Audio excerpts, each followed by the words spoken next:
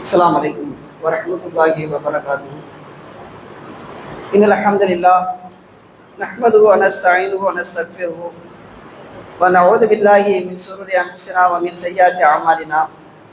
من يهده الله فلا مضل له ومن يضلل فلا هادي له.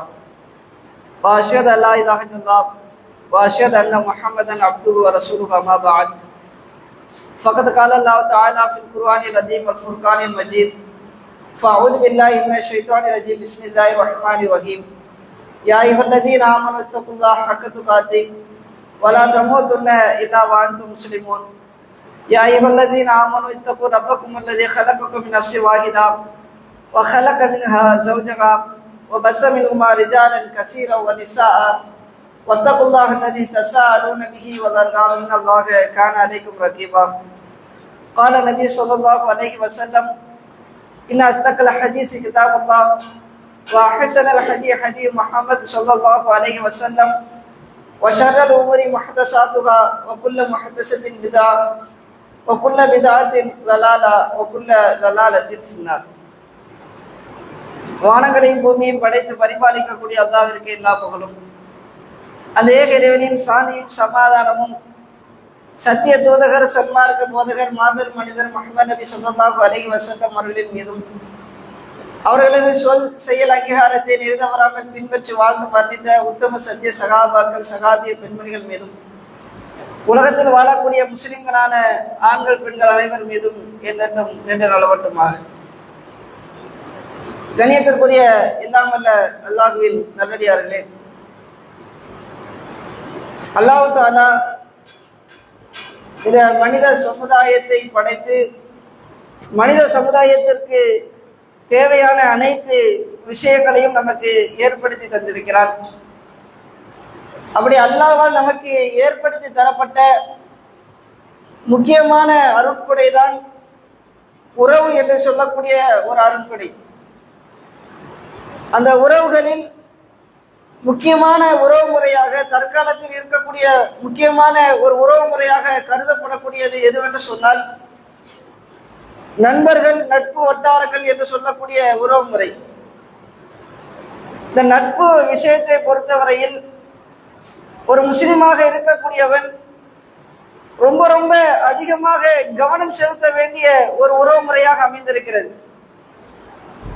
நீ உலகத்தில் இருக்கக்கூடிய எல்லா மக்களுமே நண்பர்களை ஏற்படுத்தி கொண்டிருக்கிறார்கள். முஸ்லிம்களாக இருக்கக்கூடிய நாம் மட்டும் நண்பர்களை ஏற்படுத்தல. எல்லா மனிதர்களும் காஃபிர்கள் அத்தனை பேரும் நண்பர்களை ஏற்படுத்தி கொண்டிருக்கிறார்கள். மற்றவர்களை போன்று நாம் நமது நண்பர்களை தேர்வு செய்யக்கூடாது. நட்பு விஷயத்தில் ரொம்ப ரொம்ப கவனத்தை நாம் செலுத்த வேண்டும் என்பதை அல்லாஹ்வும் அல்லாஹ்வுடைய தூதர் நமக்கு தெளிவான முறையில வலியுறுத்தி இருக்கிறார்கள். தற்காலத்திலே நட்பு எந்த அளவிற்கு இருக்கிறது என்பதை நீங்கள் எடுத்து பார்த்தீர்கள் என்று சொன்னால் நட்பு என்பதற்கான இலக்கணமே சீரழிக்கப்பட்டிருக்கிறது. நட்பினுடைய முக்கியமான விதிமுறைகள் எல்லாம் தகர்க்கப்பட்டிருக்கிறது. ஒரு 40 வருடங்களுக்கு முன்பாக இருந்த நட்பு என்பது வேறு. இந்த 40 வருடங்களுக்கு உள்ளாக சினிமாவெல்லாம் பல்கி பெருகி போய் இருக்கக்கூடிய இந்த காலத்தில் நட்பு என்பதற்கான இலக்கணங்கள் என்பது ரொம்பவும் சீர்கேட்டு இருப்பதை நம்ம தெளிவான முறையில உணர்ந்து கொள்ள முடியும். இங்க ஆரம்ப காலத்தில் எல்லாம் எடுத்துக்கொண்டீர்கள் என்று சொன்னால் ஆண்களுக்கு ஆண்கள் தான் நண்பர்களாக இருப்பாங்க, பெண்களுக்கு பெண்கள் தான் நண்பர்களாக இருப்பாங்க. ஒரு ஆணுக்கு பெண் தோழிகள் என்று யாரும் கிடையாது, பெண்களுக்கு ஆண் நண்பர்கள் என்று யாரும் கிடையாது. தற்காலத்தில் என்ன செஞ்சிருக்கிறாங்க, ஆண்களுக்கு கேர்ள் ஃப்ரெண்டு, பெண் தோழிகள் என்கின்ற ஒரு நட்பு முறையை புதிதாக உருவாக்கி வச்சிருக்கிறாங்க. பெண்களுக்கு ஆண் நண்பர்கள், பாய் ஃப்ரெண்ட் என்கின்ற ஒரு நட்பு முறையை புதிதாக உருவாக்கி வச்சிருக்கிறாங்க. இந்த ஆண்களுக்கு பெண் தோழிகள், பெண்களுக்கு ஆண் நண்பர்கள், இந்த உறவு முறை இருக்குது, அது ஒரு புனிதமான உறவு முறை, ஒரு சிறந்த உறவு முறை என்பது போன்று சினிமாக்களில் எல்லாம் காட்டப்பட்டு அது நல்லா மதிக்கணும், அதை தூக்கி பிடிக்கணும், அது மிகச்சிறந்த முறையில தாக்கம் செலுத்தக்கூடியது. ஒரு ஆணை உயர்த்தக்கூடியவளாக பெண் தோழி இருப்பாள், ஒரு பெண்ணை உயர்த்தக்கூடியவளாக ஆண்கள் இருப்பார்கள், ஆண் தோழர்கள் இருப்பார்கள் என்கின்ற அளவிற்கு சினிமாக்கள் முழுவதுமாக தவறான சிந்தனைகள் புகுத்தப்பட்டு இன்னைக்கு நிறைய இடங்களிலே ஆண்களுக்கு பெண் தோழிகள், பெண்களுக்கு ஆண் நண்பர்கள் இருப்பதை நாம் கண்கூடாக பார்க்க முடிகிறது. இது சர்வசாதாரணமாக இன்னைக்கு மாறி போயிடுச்சு. இன்னைக்கு இஸ்லாமியர்கள் கூட, இஸ்லாமிய இளைஞர்கள் கூட கல்லூரி படிக்க செல்கிறார்கள் என்று சொன்னால், பள்ளிக்கூடத்தில் படிப்பவர்களுக்கு கூட இது போன்ற நட்பு முறைகள் இன்னைக்கு ஏற்படுத்தப்பட்டிருப்பதை நம்மால் பார்க்க முடிகிறது. இது இஸ்லாம் நமக்கு காட்டித்தரக்கூடிய ஒரு உறவு முறையா? இஸ்லாம் நமக்கு என்ன சொல்லி தர? நாம் ஆண்களாக இருக்கக்கூடியவர்கள் பெண்களிடத்தில் எப்படி பழக வேண்டும், பெண்களாக இருக்கக்கூடியவர்கள் ஆண்களிடத்தில் எப்படி பழக வேண்டும். நம்ம ஆண்களிடத்தில் பேசும்பொழுது பெண்களாக இருக்கக்கூடியவர்கள் ஆண் பெண்கள் பேசக்கூடிய ஒழுங்குமுறைகள் என்று இஸ்லாம் சொல்லி தருது. அது இன்னைக்கு இந்த நட்பு வட்டாரத்தில் சுருக்கி பார்க்கப்படுகிறதா? சுருக்கி பார்க்கப்படுவதில்லை. மிக மோசமான நிலையை இந்த ஆண் தோழிகள் பெண் நண்பர்கள் என்கின்ற ஒரு விஷயம் நம்மை கொண்டு சென்றிருக்கிறது. இது தற்காலத்தில் எந்த அளவுக்கு மோசமாக மாறி இருக்கிறது என்று சொன்னால், பெண்களுக்கு பாய் ஃப்ரெண்ட் இருந்தாங்கல்ல, அதுல அடுத்த ஸ்டெப்புக்கு மேலேறி வந்து பாய் பெஸ்டி என்று சொல்லக்கூடிய ஒரு புதிய உறவுமுறை ஏற்படுத்தியிருக்கிறார். பாய் ஃப்ரெண்ட் ஒன்று இருக்குது, பாய் ஃப்ரெண்டுக்கு மேல பாய் பெஸ்டி. பாய் பெஸ்டினா என்ன? நட்புக்கு மேல காதலுக்கு கீழே. மிக மோசமான ஒரு உறவுமுறை. இன்னைக்கு அந்த உறவுமுறை தான் லிவ் இன் ரிலேஷன்ஷிப். திருமணம் முடிக்காமலேயே இல்லறத்தில் ஈடுபடக்கூடிய விபச்சார ஒரு உறவுமுறைக்கு இன்னைக்கு மக்கள் தள்ளி இருக்குது. இன்னைக்கு நகர்ப்புறத்துக்கெல்லாம் நீங்கள் சென்றீர்கள் என்று சொன்னால், லிவ் இன் ரிலேஷன்ஷிப்ல வாழ்கிறோம். லிவ் இன் ரிலேஷன்ஷிப்ல கல்யாணம் முடிக்காமல் வாழக்கூடிய உறவு, அது நண்பர்களாக இருந்து பாய் ஃப்ரெண்டாக இருந்து பாய் பெஸ்டியாக மாறி இந்த லிவ் இன் ரிலேஷன்ஷிப்ல இருக்கக்கூடிய ஒரு மோசமான நிலைக்கு இன்னைக்கு நம்முடைய சமுதாயம் மாறி போயிருக்குது. இது நகரத்துல இன்னைக்கு இருக்குது. இந்த நகரத்துல இருக்கும் பொழுது நாம் இதை உஷாராக கவனிக்கவில்லை என்று சொன்னால், இது விஷயத்தில் நம்ம கவனம் செலுத்தவில்லை என்று சொன்னால், நம்முடைய கிராமத்தையும் அது ஆக்கிரமித்தது. நாம வாழக்கூடிய பகுதிக்கும் அதை கொண்டு வந்து சேர்த்து விடும். நம்ம நிறைய தீமையான காரியங்கள் எல்லாம் இதுக்கு முன்னாடி பார்த்திருக்கோம். போதை வஸ்துக்கள் எல்லாம் சென்னை போன்ற நகரங்களில் எல்லாம் பல்கி பெருகி இருந்தது. ஆனா இன்னைக்கு நம்ம ஊர்ல கூட நிறைய இளைஞர்கள் போதைக்கு அடிமையாக இருக்கக்கூடிய காட்சியை பார்க்கிறோம். ஏன்னா நாம சரியான முறையில உஷாராக இல்லை. சென்னையில தான் இருக்குது, சென்னை பெருநகரம், அங்க கிடைக்கும். நம்ம ஊருக்குலாம் வராது என்று அலட்சியமாக இருந்தோம், அசால்ட்டாக இருந்தோம். இன்னைக்கு அது நம்ம ஊருக்கும் வந்திருக்குது. இதே போன்று இந்த ஃப்ரெண்ட் நட்பு வட்டாரங்கள் விஷயத்திலே நாம் நம்முடைய பிள்ளைகளை, இளைஞர்களாக இருக்கக்கூடியவர்கள் இஸ்லாமிய அடிப்படையில் செல்லவில்லை என்று சொன்னால், இது நம்மை சீர்கெடுக்கக்கூடிய ஒரு நிலைக்கு கொண்டு சென்று விடும். இஸ்லாத்தை பொறுத்தவரையில் ஒரு ஆண் அந்நிய பெண்ணிடத்தில் எப்படி பேச வேண்டும், நட்பு என்பதெல்லாம் கிடையாது. அந்நிய பெண்ணாக இருந்தால் என்று சொன்னால், மகரம் அல்லாத உறவு முறையாக இருந்தது என்று சொன்னால், ஹிஜாபோடு பேச வேண்டும், குலைந்து குலைந்து பேசக்கூடாது, தனிமையில் அமர்ந்து பேசக்கூடாது. இந்த ஒழுங்குகளை இஸ்லாம் காட்டி தருது. ஆனா நட்பு என்கின்ற உறவு முறையை கொண்டு வந்து அது எல்லாத்தையும் அழிச்சிட்டாங்க. நண்பர்களாக இருக்கிறார்கள். ஒரு ஆண் இன்னொரு பெண்ணிடத்தில் நண்பனாக இருந்தார் என்று சொன்னால், அந்த ரெண்டு ஒரு தனிமையில பேசலாம், ஹிஜாப் இல்லாமல் பேசலாம், திரை இல்லாமல் பேசலாம், சிரித்து சிரித்து பேசலாம், குலைந்து குலைந்து பேசலாம் என்கின்ற இஸ்லாம் காட்டி தரக்கூடிய ஒழுங்குமுறையை இன்னைக்கு இல்லாமல் ஷைத்தான் என்ன செஞ்சிருக்கிறான், அழிச்சிருக்கிறான். இதுல நம்ம கவனமாக இருக்கணும். இந்த உறவுமுறை விஷயத்தில், நட்பு உறவுமுறை விஷயத்தில் இதை நம்ம தெளிவான முறையிலே கவனம் செலுத்தக்கூடியவர்களாக இருக்கணும். நாம நம்முடைய பிள்ளைகளுக்கு இதை ஊட்டக்கூடியவர்களாக இருக்கணும். பள்ளிகளை படிக்கிறாங்களா, கல்லூரிகளை படிக்கிறாங்களா, ஆண் நண்பர்களை வச்சிருக்கிறாங்க என்று நம்ம கவனித்து இது போன்ற விஷயங்களை சரியான முறையில போதனை செய்யக்கூடிய மக்களாக நாம் இருக்க வேண்டும்.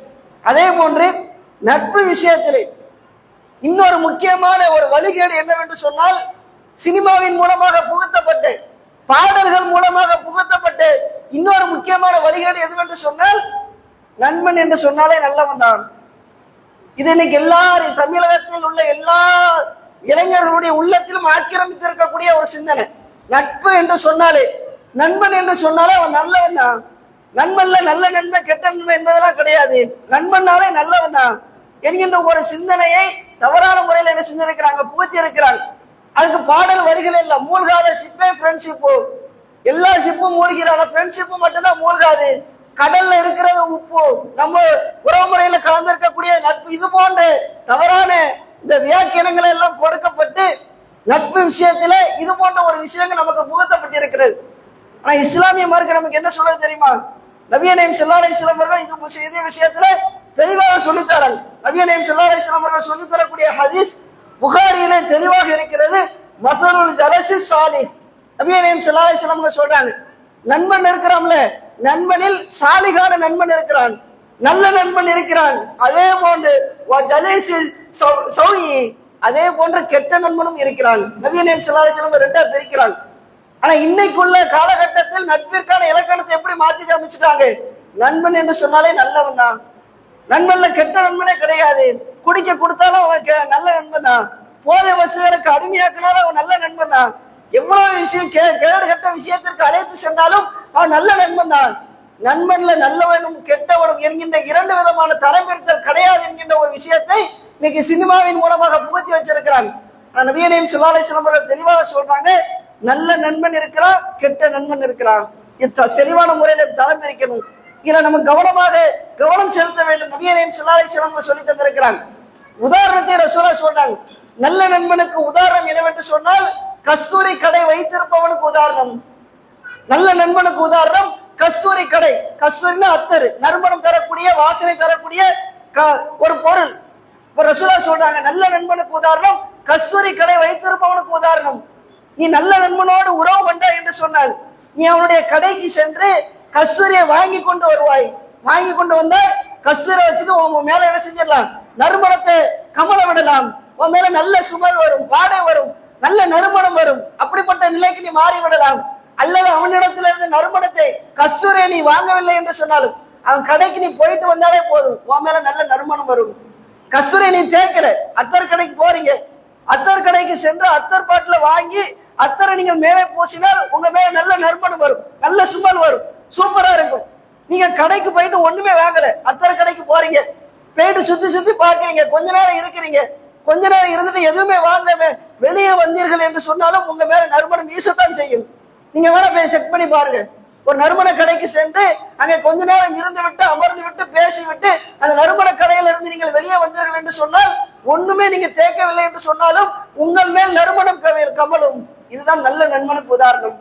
நீங்க நல்லவர்களை நண்பர்களாக தேர்வு செய்தீர்கள் என்று சொன்னால் அவனுடைய நல்ல குணங்களை எல்லாம் நீங்கள் பெற்றுக்கொள்வீர்கள். நல்ல குணங்களை நீங்கள் பெற்றுக்கொள்ளவில்லை என்று சொன்னாலும் உங்களிடத்தில் கெட்ட குணங்கள் இல்லாமல் போய்விடும். கெட்ட குணங்கள், கேடுகட்ட குணங்கள் எதுவுமே உங்களிடத்தில் ஏற்படாமல் போய்விடும். இதுதான் நல்ல நண்பனுக்கு உதாரணம். நபியே நாயகம் ஸல்லல்லாஹு அலைஹி வஸல்லம் சொல்றாங்க. அதே போன்று கெட்ட நண்பனுக்கு உதாரணம் இருக்குது. என்ன உதாரணம் என்று சொன்னால் கொல்லப்பட்டதை வைத்திருப்பவன் தான் கெட்ட நண்பனுக்கு உதாரணம். கொல்லப்பட்ட என்று சொன்னால் இரும்புகளை என்ன செய்வாங்க, தீயில காட்டி காட்டி அடிச்சு அதை சரிப்படுத்துவாங்க. இது கொல்லப்பட்டதை தான் கெட்ட நண்பனுக்கு உதாரணம். கெட்ட நண்பனுக்கு உதாரணம் கொல்லப்பட்டறை. நீங்க அந்த கொல்லப்பட்டறைக்கு சென்றீர்கள் என்று சொன்னால் அங்க நெருப்பு எரிஞ்சுக்கிட்டே இருக்கும், நெருப்பு பறந்துகிட்டே இருக்கும். நீங்க சென்றீர்கள் என்று சொன்னால் உங்களுடைய ஆடையில நெருப்பு பட்டு உங்களை எரித்து கரித்து நாசமாக்கி விடலாம். அல்லது உங்க மேல நெருப்பு படவே இல்லை, கொல்லப்பட்டறைக்கு சென்று விட்டு வெளியே வந்தீர்கள் என்று சொன்னால் உங்கள் மேல் துர்நாற்றம் வீசும். ஏன்னா அங்க கடுமையான வாடை அடிக்கும், துர்நாற்றம் வீசும். உங்க மேல நெருப்பு படவில்லை என்று சொன்னாலும் உங்களை அதை எரிக்கவில்லை என்று சொன்னாலும் உங்கள் மேல் துர்நாற்றம் அடிக்கக்கூடியதாக மாறிவிடும். இதுதான் கெட்ட நண்பனுக்கு உதாரணம். நீங்கள் கெட்டவர்களை நண்பர்களாக ஆக்கி கொண்டீர்கள் என்று சொன்னால் உங்க ஃப்ரெண்டு போதைப் பொருள் வஸ்துகளுக்கு அடிமையானவனாக இருக்கலாம், நண்பனா ஆயிட்டான், திடீர்னு போதைப் பொருள் வஸ்துக்கு அடிமையாயிட்டான், இருந்தால் என்னுடைய நட்பை விடமாட்டேன் என்று அவனோடு பழகினீர்கள் என்று சொன்னால் நீங்களும் போதை வஸ்துகளுக்கு அடிமையாகி விடலாம். அல்லது நீங்கள் போதை வஸ்துகளுக்கு அடிமையாக மாறவில்லை என்று சொன்னாலும் போதை வஸ்து அருந்துவதனால் தவறில்லை என்கின்ற ஒரு நிலைக்கு நீங்கள் மாறிவிடலாம். கெட்ட குணங்கள் உங்களுடைய உள்ளத்தை ஆக்கிரமித்து விடலாம். அத நபியே நாயகம் ஸல்லல்லாஹு அலைஹி வஸல்லம் சொல்றாங்க. இது தெளிவான முறையில் தலைமைச்சு காட்டுறாங்க. நல்ல நண்பன், கெட்ட நண்பன், ரெண்டு விதமான நண்பர்கள் இருக்கிறாங்க. நீங்க நல்ல நண்பர்களை தேர்வு செய்தீர்கள் என்று சொன்னால் நல்ல குணங்களை பெற்றுக்கொள்ளவில்லை என்று சொன்னாலும் உங்களுக்கு நன்மை கிடைக்கும்.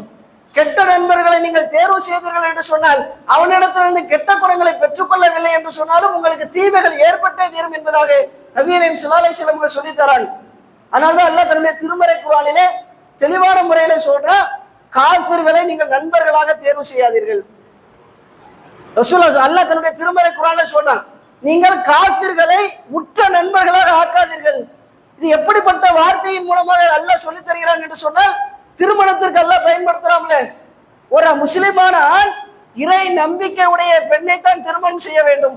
ஒரு முஸ்லிமான ஆண் காஃபிரான பெண்ணை திருமணம் செய்யக்கூடாது. ஒரு முஸ்லிமான பெண் காஃபிரான ஆணை திருமணம் செய்யக்கூடாது என்று அல்லாஹ் சொல்றான். அதே வாசகத்தை பயன்படுத்தி அல்லாஹ் சொல்றான், ஒரு மூமினான ஆண், ஒரு மூமினான பெண் காஃபிர்களை உற்ற நண்பர்களாக தேர்வு செய்யக்கூடாது.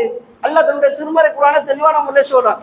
அப்ப உற்ற நண்பர்கள் க்ளோஸ் ஃப்ரெண்டா தேர்வு செய்யக்கூடிய விஷயம் இருக்குல்ல, அது ரொம்ப கவனமாக இருக்கு. ரசூலுல்லாஹ் சொன்னாங்க, நல்ல நண்பன், கெட்ட நண்பன், ரெண்டு விதமான நண்பர்கள் இருக்கிறாங்க. நல்ல நண்பர்களை தேர்வு செய்தால்தான் உங்களுக்கு நன்மை கிடைக்கும். அல்லாஹ் சொல்றான், நீங்கள் காஃபிர்களை உற்ற நண்பர்களாக ஆக்காதீங்க. காஃபிர்களிடத்தில் இருக்கக்கூடிய சில பண்புகள் உங்களிடத்தில் ஒட்டிக் கொள்வதற்கு வாய்ப்பாக அமைந்துவிடும். அதனால அவங்களை உற்ற நண்பர்களாக ஆக்கிக் கொள்ளாதீங்க. உங்களுக்கு அவர்கள் மூலமாக பாதுகாப்பு கிடைக்கும் என்று இருக்குமானால் பாதுகாப்பிற்காக மட்டும் அவர்களை நண்பர்களாக தேர்வு செய்து கொள்ளுங்கள். ஒரு காலத்திலும் உற்ற நண்பர்களாக ஆக்காதீர்கள் என்பதை அல்லாஹ் தன்னுடைய திருமறை குர்ஆனிலே தெளிவான முறையில் சொல்லித் தருகிறார்.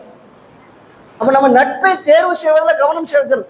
கெட்டவனாக இருந்தான் என்று சொன்னால், மோசமானவனாக இருந்தான் என்று சொன்னால், போதை வஸ்துகளுக்கு அடிமையானவனாக இருந்தான் என்று சொன்னால், பீடி சிகரெட் அருந்தக்கூடியவனாக இருந்தான் என்று சொன்னால், அவனிடத்திலிருந்து நாம நம்முடைய நட்பை முறித்துக் கொள்ள வேண்டும். எத்தனை வருஷம் நட்பாக ஆனாலும் அந்த நட்பை முறித்துக் கொள்ள வேண்டும் என்பதை நபியே நாயகம் ஸல்லல்லாஹு அலைஹி வஸல்லம் அவர்கள் தெளிவான முறையில் நமக்கு சொல்லி தந்திருக்கிறாங்க. அதே போன்று இஸ்லாமிய மார்க்கம் நல்லவர்களை நண்பர்களாக தேர்வு செய்வதற்கு அதிகமாக ஊக்கப்படுத்துது. நல்ல நண்பர்கள் இருக்கிறாங்கல்ல, அவர்களை தேடி நம்ம கண்டுபிடிக்கணும். இஸ்லாமிய மார்க்கம் எந்த அளவுக்கு இதை வலியுறுத்தி இருக்கிறது என்று சொன்னால், அல்லாஹ் தன்னை பற்றி சொல்லி தரோம்ல, குல்ஹுல்லாஹு அஹத் அல்லாஹு ஸமத் லம் யலித் வலம் யூலத் வலம் யகுல் லஹு குஃபுவன் அஹத். எல்லாருக்கும் தெரிந்த சூரா தானே. அல்லாஹ் இந்த சூறால என்ன சொல்றான்? அல்லாஹ்வுக்கு மனைவி கிடையாது, அல்லாஹ்வுக்கு தாய் கிடையாது, அல்லாஹ்வுக்கு பிள்ளைகள் கிடையாது, அல்லாஹ்வுக்கு எந்த விதமான உறவு முறையும் கிடையாது. அல்லாஹ் தெளிவாக சொல்றான். திருமறை குர்ஆன்ல நீங்க எவ்வளவு பக்கங்களை திரட்டினாலும் எல்லா பக்கங்களிலும் சொல்லி தரக்கூடிய முக்கியமான செய்தி, அல்லாஹ்விற்கு எந்த உறவு முறையும் கிடையாது. தாயோ தந்தையோ பிள்ளையோ மகனோ யாருமே உறவு முறை அல்லாஹ்விற்கு கிடையாது. அல்லாஹ் சொல்றான்ல, அதே அல்லாஹ் சொல்றான், இத்தகதல்லாஹ இப்ராஹீம ஹலீலா, நான் இப்ராஹீமை என்னுடைய உற்ற தோழனாக எடுத்துக்கொள்கிறேன். அல்லாஹ்வுக்கு தாய் கிடையாது, அல்லாஹ்வுக்கு தந்தை கிடையாது, அல்லாஹ்வுக்கு பிள்ளைகள் கிடையாது, அல்லாஹ்வுக்கு மனைவி கிடையாது, அல்லாஹ்வுக்கு எந்த உறவு முறையும் கிடையாது. அதே அல்லாஹ் சொல்ற, நான் இப்ராஹீமை உற்ற தோழனாக ஏற்றுக்கொள்கிறேன். இத்தகதல்லாஹ இப்ராஹீம ஹலீலா, இப்ராஹிம் என்னுடைய க்ளோஸ் ஃப்ரெண்டு என்று அல்லாஹ் தன்னுடைய திருமறை குர்ஆனில் சொல்லி தருகிறான். மற்ற எல்லா உறவு முறைகளையும் மறுத்த அல்லாஹ் இப்ராஹிம் நபியோடு இருக்கக்கூடிய உறவு முறையை மட்டும், நட்பு என்கின்ற உறவு முறையை மட்டும் அல்லாஹ் சொல்லி தருகிறான் என்று சொன்னால், நல்லவர்களிடத்தில் நாம் நல்ல முறையிலே நட்பை கொள்ள வேண்டும் என்பதை அல்லாஹ் இதன் மூலமாக வலியுறுத்துகிறார். நபியே நாயகம் ஸல்லல்லாஹு அலைஹி வஸல்லம் அவர்கள் அபூபக்கர் சித்திக் ரலியல்லாஹு அன்ஹு அவர்களை அழைத்து சொல்றாங்க, அபூபக்கர் அவர்களே, நான் உற்ற தோழர்களாக எடுத்துக்கொள்ள வேண்டும் என்று சொன்னால் உங்களைத்தான் என்னுடைய க்ளோஸ் ஃப்ரெண்டாக நான் எடுத்துக்கொள்வேன். அபூபக்கரே, நீங்கள் தான் என்னுடைய உற்ற தோழர்களாக இருப்பீர்கள். ஆனால் அல்லாஹ் என்னை நெருங்கிய தோழனாக என்னை ஏற்றுக்கொண்டு விட்டான். இத்தகதல்லாஹ இப்ராஹீம ஹலீலா, இப்ராஹீமை அல்லாஹ் உற்ற தோழனாக எடுத்துக்கொண்டதை போன்று என்னையும் அல்லாஹ் உற்ற தோழனாக எடுத்துக்கொண்டான். அதனால் நீங்கள் எனக்கு உற்ற தோழன் கிடையாது, என்னுடைய சகோதரன் என்று நபியே நாயகம் ஸல்லல்லாஹு அலைஹி வஸல்லம் அவர்கள் அபூபக்கர் சித்திக் ரலியல்லாஹு அன்ஹு அவர்களை பார்த்து சொன்னாங்க. அவர் ரசூலுல்லாஹ் எதை உயர்ந்த ஸ்தானத்திலே வைத்து பார்க்கிறார்கள் என்று சொன்னால், நல்ல நண்பர்கள். அல்லாஹ் அதான் சொல்றான், இப்ராஹீமை உற்ற தோழனாக அல்லாஹ் எடுத்துக்கொண்டான். வேலை எல்லா உறவு முறையும் அல்லாஹ் மறுக்கிறான். உசைர் என்று சொல்லக்கூடிய ஒரு நபியை யூதர்கள் எல்லாம் அல்லாஹ்வுடைய மகன் என்று சொன்னாங்க. ஈசா அலைஹிஸ்ஸலாம் அவர்களை அல்லாஹ்வுடைய மகன் என்று கிறிஸ்தவர்கள் சொன்னாங்க. இதற்கு அல்லாஹ் கோபப்பட்டு சொன்னான், அல்லாஹ் நான் மகன் எடுத்துக்கிட்டானா? வானவர்களை குறித்து யூதர்களும் கிறிஸ்தவர்களும் சொல்லும் பொழுது மலக்குமார்கள் எல்லாம் அல்லாஹ்வுடைய பெண் பிள்ளைகள் என்று சொல்றாங்க. அதுக்கு அல்லாஹ் கோபப்பட்டு சொல்றான், மலக்குமார்கள் என்று அவர்களை பெண்களாக என்னுடைய பெண் பிள்ளைகளாக நான் ஆக்கி கொண்டேன் என்று அவர்கள் கூறுகிறார்களா என்று கோபப்பட்டு அல்லாஹ் சொன்னான். இப்படி எல்லா உறவு முறையும் கோபப்பட்டு அல்லாஹ் மறுக்கக்கூடிய அல்லாஹ் அதே அல்லாஹ் சொன்னார், இப்ராஹீமை உற்ற தோழனாக எடுத்துக்கொண்டேன், முஹம்மது நபி ஸல்லல்லாஹு அலைஹி வஸல்லம் அவர்களை உற்ற தோழனாக எடுத்துக்கொண்டேன் என்று அல்லாஹ் சொல்கிறான் என்று சொன்னால், க்ளோஸ் ஃப்ரெண்டாக நல்லவர்களை தேர்வு செய்வது ரொம்ப ரொம்ப இஸ்லாத்திலே முக்கியம். நாம் நல்லவர்களோடு எந்த அளவிற்கு நட்புகளை ஏற்படுத்திக் கொள்கிறோமோ, நெருக்கத்தை ஏற்படுத்திக் கொள்கிறோமோ, அதுதான் நாளை மறுமை நாளிலே நம்மை வெற்றியை நோக்கி அழைத்து செல்லும் என்பதாக நபியே நாயகம் ஸல்லல்லாஹு அலைஹி வஸல்லம் அவர்கள் இதன் மூலமாக தெளிவான முறையில் நமக்கு வழிகாட்டி இருக்கிறாங்க. அதனால்தான் நபியே நாயகம் ஸல்லல்லாஹு அலைஹி வஸல்லம் அவர்கள் ஒரு ஹதீஸில சொல்லி தராங்க, நல்ல நண்பர்களை தேடி பயணம் செய்ய வேண்டும். அதை ரசூலுல்லாஹ் வலியுறுத்தி இருக்கிறாங்க. கல்விக்காக பயணம் செய்வதை இஸ்லாம் வலியுறுத்துதுல, ஒரு மனிதன் கல்வியை தேடி பயணம் செய்கிறான் என்று சொன்னால் அவன் சொர்க்கத்தை நோக்கி விரைந்து செல்கிறான் என்ற அர்த்தம் என்று ரசூலுல்லாஹ் சொன்னாங்கல்ல. அதே நபியே நாயகம் ஸல்லல்லாஹு அலைஹி வஸல்லம் அவர்கள் நண்பர்களை தேடி பயணம் செய்ய வேண்டும் என்று வலியுறுத்தி இருக்கிறாங்க. இன்னைக்கு யாராவது இந்த பயணத்தை சேருமா? நட்புகளை தேட வேண்டும் என்பதற்காக, நல்லவர்களை நண்பர்களாக ஆக்க வேண்டும் என்பதற்காக நாம் யாராவது பயணம் செய்யறோமா? ஆனா நபியே நாயகம் ஸல்லல்லாஹு அலைஹி வஸல்லம் அவங்க சொல்றாங்க, ஒரு மனிதர் தன்னுடைய சொந்த ஊரிலிருந்து கிளம்பி செல்கிறார். எதற்காக கிளம்பி செல்கிறார் என்று சொன்னால், வேற ஒரு ஊரில் இருக்கக்கூடிய நண்பர்களை பார்க்க, நல்ல நண்பர்களை பார்க்க வேண்டும் என்பதற்காக, சாலிகானவர்களை நண்பர்களாக ஆக்க வேண்டும் என்பதற்காக ஒரு மனிதர் கிளம்பி செல்கிறார். உடனே அல்லாஹ் மலக்க கூப்பிட்டு சில மலக்குமார்களை அழைத்து சொல்றா, அவர் செல்லக்கூடிய வழியிலே நீங்கள் இருங்க, இருந்து இந்த மனிதர் வருவாரு, வரும் பொழுது அந்த மனிதரை அழைச்சி நீ எங்க போற எதுக்கு போற என்று விசாரிங்க என்பதற்காக ஒரு மலக்குமார்களை அனுப்புறான். உடனே அந்த மலக்குமார்கள் வழியில நிற்கிறாங்க. இந்த மனிதர் தன்னுடைய சொந்த ஊர்ல இருந்து கிளம்பி பயணம் செஞ்சு வரார். வரக்கூடிய வழியில மலக்குமார்கள் நிறுத்தி கேட்கறாங்க, அப்ப எங்க போற? நான் இந்த ஊருக்கு போறேன். எதுக்கு போறேன்? அங்கே சில நல்லவர்கள் இருக்கிறார்கள், அந்த நல்லவர்களோடு நான் நட்பை ஏற்படுத்திக் கொள்ள வேண்டும் என்பதற்காக போறேன். நல்லவர்களோடு நெருங்கிய தோழமையை ஏற்படுத்திக் கொள்ள வேண்டும், நண்பர்களாக ஆக்க வேண்டும் என்பதற்காக நான் செல்கிறேன் என்று அவர் பதில் சொல்றார். நீ அவர்களை நேசிக்கிறாயா என்று மலக்குமார்கள் கேட்கிறாங்க. உடனே அந்த மனிதர் சொல்றாரு, ஆமாம் அவர்களை நான் நேசிக்கிறேன், அவங்க நல்லவங்க, அதனால அவர்களை பார்ப்பதற்காக நான் செல்கிறேன்.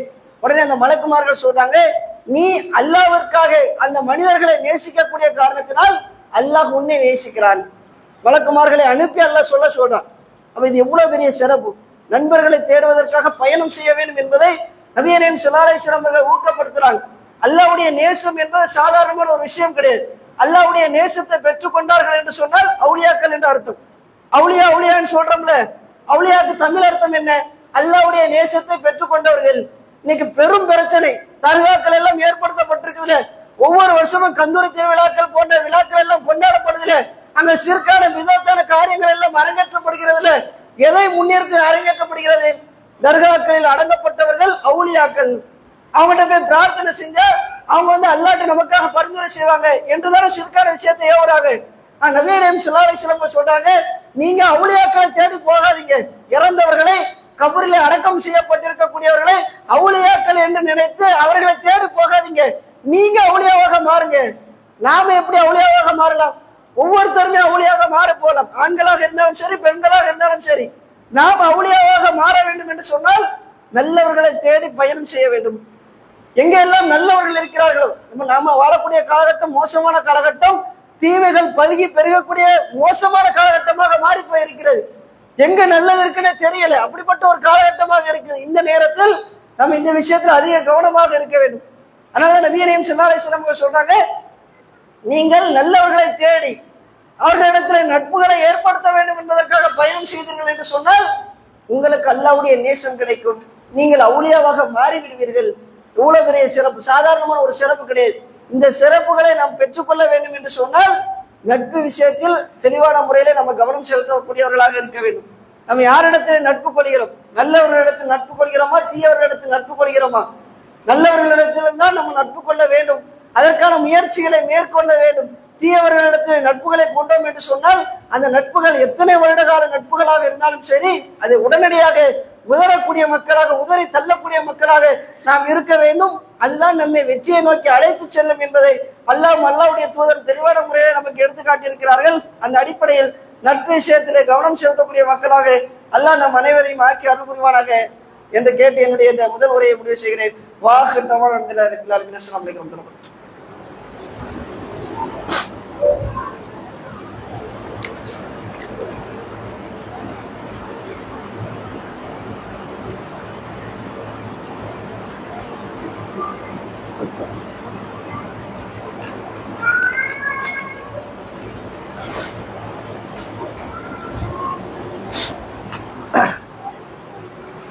அஸ்ஸலாமு அலைக்கும் வரஹ்மத்துல்லாஹி வபரகாத்துஹு. கண்ணியத்திற்குரிய எல்லாம் வல்ல அல்லாஹ்வின் நல்லடியார்களே, நாம் வாழக்கூடிய இந்த காலகட்டத்தில் ஏகப்பட்ட தீமைகள், பாவங்கள் பல்கி பெருகி போய் இருக்கிறது. இந்த எல்லா தீமைகளும் பாவங்களுமே பெரும்பாலும் இளைஞர்களை மையமாக வைத்துத்தான் நடத்தப்பட்டு கொண்டு வருகிறது. இப்ப நாம முதல் உரையிலே பார்த்த நட்பின் ஒழுக்கங்கள் என்கின்ற விஷயமுமே பெரும்பாலும் இளைஞர்களைத்தான் வழிநடத்திருக்கிறது. இளைஞர்கள் தான் கேர்ள் ஃப்ரெண்டு, பாய் ஃப்ரெண்ட் என்பதை ஏற்படுத்தி பாய் பெஸ்ட் என்கின்ற மோசமான உறவுகளை எல்லாம் ஏற்படுத்தக்கூடியவர்களாகும். நல்ல நன்மை கெட்ட நன்மை கிடையாது. நான் சின்ன வயசுல இருந்தே பழகுறேன், பீடி குடிச்சாலும் சிகரெட் செஞ்சாலும் நான் கண்டிக்க மாட்டேன், அவங்க கூட தான் இருப்பேன் என்ற ஒரு தவறான மோசமான ஒரு சிந்தனையில் இருக்கக்கூடியவர்களாக இளைஞர்கள் தான் இருப்பதை நம்ம தெளிவான முறையில பார்க்க முடியுது. சைத்தானுடைய மெயின் டார்கெட்டு இளைஞர்களை வச்சு வழிகெடுக்கிறது தான். இப்ப இளைஞர்களை மையமாக கொண்டுதான் சைத்தான்களாக இருந்தாலும் சரி, இஸ்லாத்தினுடைய எதிரிகளாக இருந்தாலும் சரி, எல்லாருமே என்ன செய்யறாங்க? மொத்த டார்கெட்டையும் இளைஞர்களை மையமாக வைத்து இளைஞர்களை குறிவைத்து நடத்தி கொண்டிருப்பதை நாம் தெளிவான முறையில பார்க்க முடிகிறது. நம்முடைய இளமை சரியாக பயன்படுத்தப்பட்டது என்று சொன்னால் மொத்த சமூகமே சீர்பெற்றுவிட்டும். இளமை சரியாக பயன்படுத்தவில்லை என்று சொன்னால், இளைஞர்கள் சரியாக வழிநடத்தப்படவில்லை என்று சொன்னால் மொத்த சமூகமே வழிகேட்டை நோக்கி அழிவை நோக்கி அழைத்து செல்லப்பட்டுவிடும் என்பதை கடந்த கால வரலாறும் நிகழ்கால வரலாறு நமக்கு தெளிவான முறையில் படம் எடுத்து காட்டக்கூடியதாக இருக்கிறது. அப்ப இந்த நேரத்தில் இஸ்லாமியர்களாக இருக்கக்கூடிய நாம் தெளிவான முறையில சிந்திக்கக்கூடியவர்களாக இருக்க வேண்டும். ஏன்னா நேற்றைய தினம் RSS என்கின்ற இயக்கம் இருக்குதுல்ல, இந்துத்துவ இயக்கம், பயங்கரவாத இயக்கம், இந்தியாவை அழிப்பதற்காக உருவாக்கப்பட்ட மிக மோசமான ஒரு இயக்கம். அந்த இயக்கம் தன்னுடைய 100வது நாளை என்ன செஞ்சிருக்குது, 100வது வருடத்தை கொண்டாடி இருக்கிறது. RSS என்கின்ற இயக்கம் இந்தியாவினுடைய பிரதமராக இருக்கக்கூடிய மோடி என்ன செய்யறார், வெளிப்படையாகவே அறிவிக்கிறார், நான் RSSல இருந்து வந்தவன் என்பதை பெருமையாக சொல்கிறேன். RSS இந்திய நாட்டுக்காக உழைச்சது, விடுதலைக்காக போராடியது. ஆனா யார் போராடினா எப்படி போராடினாங்க அதெல்லாம் காட்ட முடியாது, ஏன்னா அவங்க போராடவே இல்லை. ஆனா பச்சை பொய்ய வெளிப்படையாக என்ன செய்யறாங்க, தெரிவிக்கிறாங்க. இப்படி எதிரிகள் வளர்ந்து கொண்டே செல்கிறாங்க. முஸ்லிம்களாக இருக்கக்கூடிய நாம் அடிக்கு மேல அடி வாங்கிக்கிட்டே இருக்கிறோம். வக்ஃபு திருத்த சட்ட மசோதா கூட உச்ச நீதிமன்றத்தில் தீர்ப்பு வந்தது. தீர்ப்பு நமக்கு சாதகமாக சொன்னாங்க. ஒரு சில விஷயங்களை மட்டும் நமக்கு சாதகமாக சொல்லி பெரும்பாலான விஷயங்களை அவர்களுக்கு சாதகமான தீர்ப்பாக என்ன செஞ்சிருக்கிறாங்க, மாற்றி இருக்கிறாங்க. பாபர் மசூதியில் ஆரம்பித்து ஏகப்பட்ட வழக்குகள், நீதிமன்ற வழக்குகளில் பெரும்பாலான வழக்குகள் முஸ்லிம்களுக்கு வெளிப்படையான அநீதிகள் இழைக்கப்பட்டு கொண்டே வந்து கொண்டிருக்கிறது. இதற்கெல்லாம் என்ன காரணம் என்னவென்று சொன்னால், முஸ்லிம் இளைஞர்கள் சரியான முறையில் என்ன செய்யல, வளர்ச்சி அடையல. இன்னைக்கு எல்லா இடத்திலும் இந்துத்துவ சிந்தனை கொண்ட சித்தாந்தத்தை கொண்டவர்கள் இருக்கிறாங்க. நீங்க IAS எடுத்துக்கிட்டு என்று சொன்னால் அங்க இந்துத்துவ சித்தாந்தத்தை கொண்டவர்கள் இருப்பதை பார்க்கலாம். IPS அதிகாரியாக அண்ணாமலை இருந்தார்ல, பாஜகவினுடைய முன்னாள் தலைவர், அவர் IPS அதிகாரி. IPS அதிகாரியாக இருக்கக்கூடிய நிறைய பேர் இந்துத்துவ சித்தாந்தத்திலிருந்து வளர்ந்தவர்களாக இருக்கிறாங்க. ராணுவ அதிகாரிகளாக இருக்கக்கூடியவர்கள் இந்துத்துவ சித்தாந்தத்தை கொண்டவர்களாக இருக்கிறாங்க. உயர் நீதிமன்றம், உச்ச நீதிமன்றத்தில் தீர்ப்பு வழங்கக்கூடிய நீதிபதிகளாக இன்னைக்கு அவங்க இருக்கிறாங்க. ஆனா நாம எங்க இருக்கிறோம், நம்ம இடத்துல என்ன அதிகாரம் இருக்குது, என்ன பவர் இருக்குது, எதுவுமே இல்லை. இன்றைக்கு வாழக்கூடிய இளைஞர்கள் வீணான காரியத்தில் கழிக்கக்கூடியவர்களாக நாம் இருக்கிறோம். உலக காரியத்திலும் நம்ம ஈடுபடுறதில்லை, மார்க்க காரியத்திலும் ஈடுபடுறதில்லை. சரியான வழிகாட்டுதல் இந்த இளைஞர்களுக்கு வழங்கப்படவில்லை. இனிமேலும் நம்ம சுணக்கமாக இருந்தோம் என்று சொன்னால் இந்தியாவில் இஸ்லாமியர்கள் வாழ முடியாத ஒரு சூழ்நிலை ஏற்பட்டுவிடும். CANR NPR இருக்குல்ல, அந்த சட்டத்தை கொண்டு வந்து இஸ்லாமியர்களை இந்தியாவினுடைய அகதிகளாக மாற்றுவதற்கான எல்லா முயற்சிகளையும் அவர்கள் திட்டமிட்டு நடத்தி கொண்டிருக்கிறாங்க. நாம் இனிமேலும் உஷாராக ஆகவில்லை என்று சொன்னால், இதுல கவனம் எடுக்கவில்லை என்று சொன்னால் நம்முடைய எதிர்காலம் ரொம்ப ரொம்ப கேள்விக்குறியாக மாற்றப்பட்டு விடும். இன்றைக்கு இருக்கக்கூடிய இளைஞர்களை 2 விதமாக நம்ம தயார்படுத்தணும். ஒன்று, மார்க்க ரீதியாக வலுவானவர்களாக அவர்களை நாம் ஆக்க வேண்டும். 2வது, உலக காரியங்களிலும் அவர்களை வலுவானவர்களாக மாற்ற வேண்டும். நல்லா படித்து வெறுமனை எல்லாத்தையும் வெளிநாட்டுக்கு அனுப்பி சம்பாதிச்சு தாத்தா நம்ம வாங்கிட்டே இருக்கிறோம். நாம சம்பாதிக்கக்கூடிய சம்பாத்தியத்தை அவன் ஈஸியா பிடிங்கிடுவான். வக்ஃபு திருத்த சட்டம் மசோதா போட்டோம்னு அதே மாதிரி ஒரு மசோதா போட்டு நம்முடைய செல்வத்தை அவன் என்ன செஞ்சிருவான், ஈஸியா பிடிங்கிடுவான். நம்மை நாம் தக்க வைக்க வேண்டும் என்று சொன்னால் எல்லா அரசு துறைகளிலும் முஸ்லிம்கள் இருக்க வேண்டும். IAS ஆக, IPS ஆக, என்னென்ன துறைகள் எல்லாம் இருக்கிறதோ, வக்கீலாக, வழக்கறிஞராக, நீதிபதியாக, உச்ச நீதிமன்ற, உயர் நீதிமன்ற நீதிபதியாக, இது போன்ற அதிகாரத்தில் இருக்கக்கூடியவர்களாக நம்மை நாம் மாற்றுவதற்கான முயற்சிகளில் ஈடுபடவில்லை என்று சொன்னால் இது எதுவுமே கஷ்டமான ஒரு விஷயம் கிடையாது. IAS ஆகுவதோ, IPS ஆகுவதோ, வழக்கறிஞர் ஆகுவதோ, நீதிபதியாக மாறுவதோ ரொம்ப சிரமமான காரியம்லாம் கிடையாது. உலகத்திலேயே மிக பெரும் அறிவாளிகள் யார் என்று சொன்னால் இஸ்லாமியர்கள் தான். இன்னைக்கு இஸ்லாமியர்கள் உருவாக்கி வைத்திருக்கக்கூடிய ஹதீஸ் கலை விதிகள் இருக்குதுல்ல, ஹதீஸ் கலை விதிகள், இந்த ஹதீஸ் கலை விதிகளுக்கு நிகரான ஒரு விதிகள் இன்றைக்கு உலகத்தில் எந்த விதிகளாலும் ஏற்படுத்தப்பட்டதே கிடையாது. இன்னைக்கு காஃபிர்கள் கூட அதை சிலாகித்து சொல்வாங்க. முஸ்லிம்கள் எப்படி உருவாக்குறாங்க, வாரிசுரிமை சட்டம் இருக்குல்ல, இஸ்லாம் சொல்லி தரக்கூடிய வாரிசுரிமை சட்டம், இது போன்ற ஒரு சட்டத்தை உலகத்தில் யாருமே ஏற்படுத்தினே கிடையாது. இந்த வாரிசுரிமை சட்டத்தை வைத்துதான் இயற்கணிதம் என்கின்ற கணிதத்தையே முஸ்லிம்கள் உருவாக்குறாங்க. இந்த உலகத்திற்கு அறிவை போதித்தவர்கள் இஸ்லாமியர்கள், முஸ்லிம்கள். புது புது கண்டுபிடிப்புகள் எல்லாம் கண்டுபிடித்து தந்தவர்கள் இஸ்லாமியர்கள். இன்னைக்கு உடம்புல ஏதாவது ஒரு பிரச்சனை என்று சொன்னால் ஆபரேஷன் பண்றாங்கல்ல, ஆபரேஷன் பண்ணி உடலை சரிப்படுத்தக்கூடிய ஒரு முறையை உலகத்திற்கு கற்று தந்தவர்கள் இஸ்லாமியர்கள், முஸ்லிம்கள். நீங்க வரலாற்றை எடுத்து படிச்சு பாருங்க. ஆபரேஷன் செஞ்சு முஸ்லிம்கள் ஒரு மனிதனுடைய உயிரை காப்பாற்றலாம் என்று உலகத்திற்கு அறிவித்துக் கொடுத்தவர்கள் இஸ்லாமியர்கள். மருத்துவத்துறையை உலகத்திற்கு அறிவித்துக் கொடுத்தவர்கள் இஸ்லாமியர்கள். எல்லா அறிவுக்கும் சொந்தக்காரர்களாக நாம் தான் இருந்தோம். எதுவரைக்கும் நம்முடைய அறிவு உயரத்தில் இருந்தது என்று சொன்னால், நம்ம மார்க்கத்தை சரியான முறையில கடைபிடித்து இருந்த வரையிலும் நம்ம அறிவில உச்சாணி கொம்பில இருந்தோம். நம்ம மார்க்கத்தை விட்டு விலக விலக விலக நம்மிடத்திலிருந்து அறிவும் விலகி விலகி சென்று கொண்டே இருக்கிறது. இனிமேல் நம்ம அப்படி இருந்தோம் என்று சொன்னால் ஒட்டுமொத்தமாக நாம் அழிக்கப்பட்டு விடுவோம். அல்லாஹ் நம்மை காக்க வேண்டும் என்று சொன்னால், இஸ்லாமியர்களாக இருக்கக்கூடிய நாம், இளைஞர்களாக இருக்கக்கூடிய நாம் இதுல கவனம் செலுத்தணும். நல்லா படிக்கணும். IAS ஆக, IPS ஆக, நீதிபதியாக மாறுவதற்குண்டான எல்லா வேலைகளிலும் VAO, தாசில்தார், இன்னைக்கு எல்லா இடத்திலும் பாருங்க நான் முஸ்லிம் தான் இருக்கிறான். எல்லா சதி திட்டங்களும் அந்த அதிகாரிகளை வைத்துதான் நடத்தப்பட்டு கொண்டிருக்கிறது. இந்த சதி திட்டங்களை முறியடிக்க வேண்டும் என்று சொன்னால் எல்லா அரசு துறைகளிலும் இஸ்லாமியர்களாக இருக்கக்கூடிய நாம் உள்ளே நுழையக்கூடியவர்களாக இருக்க வேண்டும். மார்க்கத்தையும் சரியான முறையில கடைபிடிக்க வேண்டும். மார்க்கத்தையும் உலகத்தையும் சரியான முறையில செயல்படுத்தினோம் என்று சொன்னால் இம்மையிலும் நாம் வெற்றி பெறணும், மறுமையிலும் நாம் வெற்றி பெறணும். அந்த ஒரு விஷயத்திற்காகத்தான் இளைஞர்கள் எழுச்சி மாநாடு என்கின்ற ஒரு மாநாட்டை மதுரையில வைத்து வரக்கூடிய ஞாயிற்றுக்கிழமை, நாளைக்கு மறுநாள் தினம் நம்ம என்ன செஞ்சிருக்கிறோம், மதுரையில வைத்து ஏற்பாடு செஞ்சிருக்கிறோம். இந்த மாநாட்டிற்காக எல்லா கிளைகளில் இருந்தும் பஸ், வேன் எல்லா வசதியும் என்ன செஞ்சிருக்கிறோம், ஏற்பாடு செஞ்சிருக்கிறோம். இந்த மாநாட்டிற்கு வருவதற்காக பெயர் கொடுத்தவர்கள், பெயர் கொடுக்காத சகோதர சகோதரிகள், ஆண்களிடத்திலும் மைதீன் உஸ்தாதிடத்திலும், பெண்கள் வரக்கூடியவர்கள் நிசா உஸ்தாத் வந்திருப்பாங்க, அவர்களிடத்திலும் உங்களுடைய பெயர்களை பதிவு செய்து கொள்ளுங்கள். உங்களுடைய இளைஞர்களை அங்க அழைச்சிட்டு வாங்க. அங்க கல்வி சம்பந்தமான விஷயங்கள் எல்லாம் உங்களுக்கு படம் எடுத்து காட்டப்படும். புத்தகங்கள் எல்லாம் கல்வி வழிகாட்டு புத்தகங்கள், அரசு ஆவணங்கள் சம்பந்தப்பட்ட புத்தகங்கள் எல்லாம் அங்க என்ன செய்வாங்க, விநியோகம் செய்வார்கள். இதை படித்து இம்மேலும் மறுமையிலும் வெற்றி பெறுவதற்குண்டான வாய்ப்புகளை அல்லாஹ் நமக்கு தருவானாக என்று கேட்டுக்கொண்டு என்னுடைய இந்த ஜும்மாவுரையை முடிவு செய்கிறேன். வாஹிர் தவானா